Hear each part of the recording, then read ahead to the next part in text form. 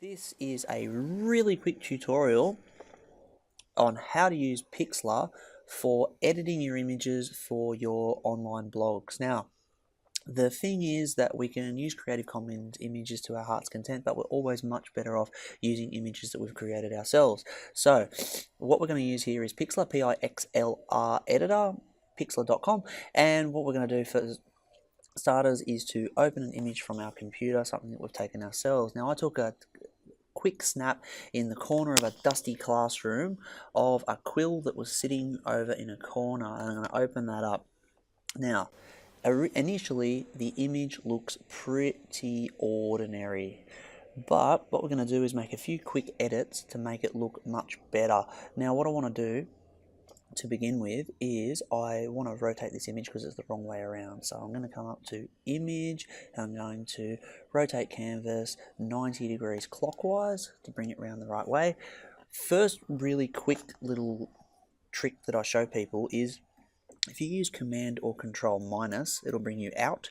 Command or Control plus will bring you in. Command or Control 0 will bring you back to 100% image size, which is a good little way to do it.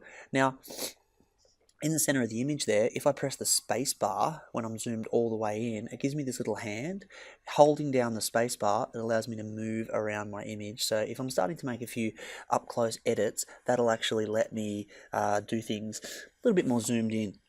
But I'm going to go Command or Control minus again and come back out so I can see my full image. Actually a little bit further so I can see the whole thing.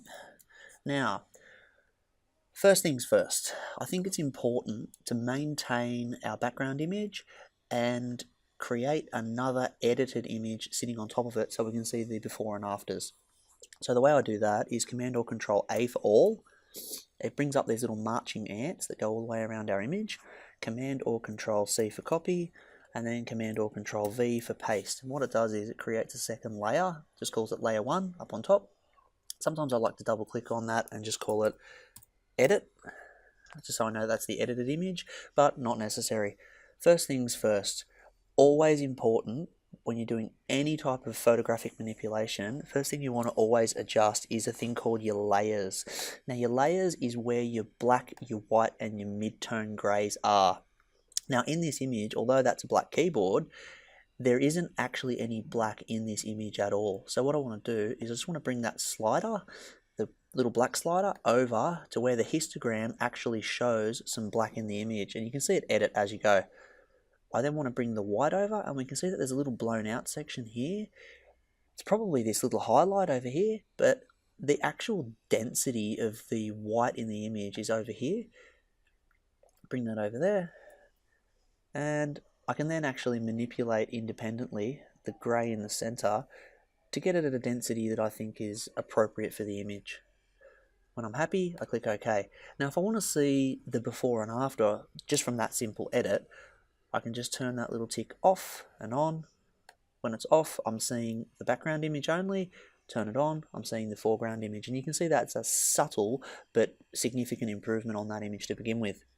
Another thing that is really nice to add, and it's a really sort of clever trick to add into your images, if you come up to Filter and you add a vignette. Now, a vignette essentially is just these little shadows around the edges, little ghosting that happens. You can change the size of it. You can even double click here and change the color of it, but to be honest, a vignette of any color other than black looks a little unusual. And when you're happy with the shape and size of your vignette, click OK. Again, we can switch on or off our background to show the edits that we've made. It's already starting to look significantly more impressive for such a simple image. Command or Control plus, bring it back to full screen. Now, next thing I'm going to do is start to have a look through some of these filters. For a basic image, sometimes that's enough.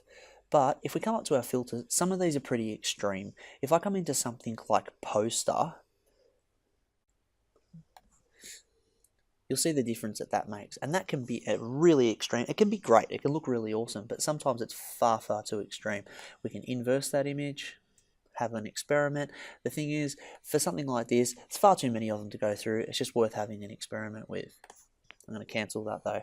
If I come up here and I go adjustment, the other thing that we want to really look at in terms of an actual photographic image is things like hue and saturation. Hue being color, saturation being how much of that color is in the image.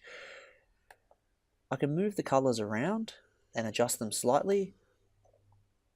I can change the saturation. The most effective way to turn an image black and white is actually to just drop the saturation all the way down to nothing.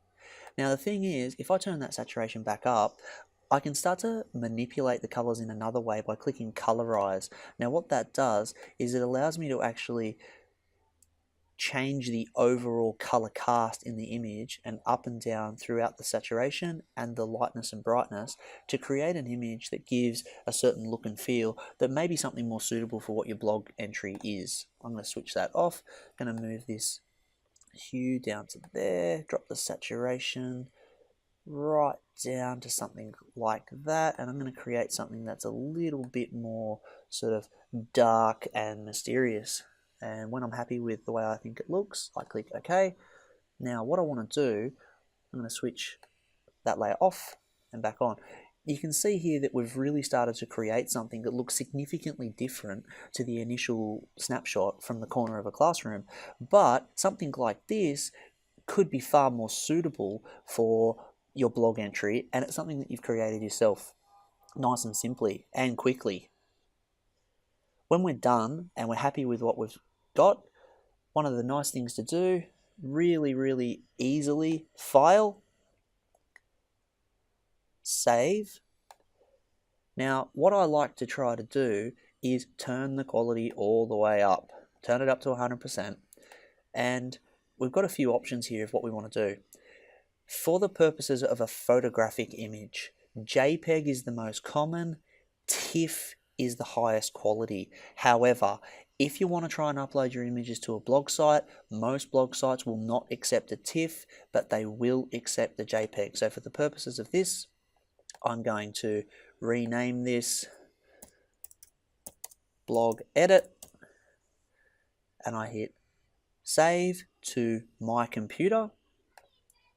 And for the purposes of this demonstration, I'm just going to save it straight back to my downloads folder, click save, and I'll have my edited image saved as we see it here.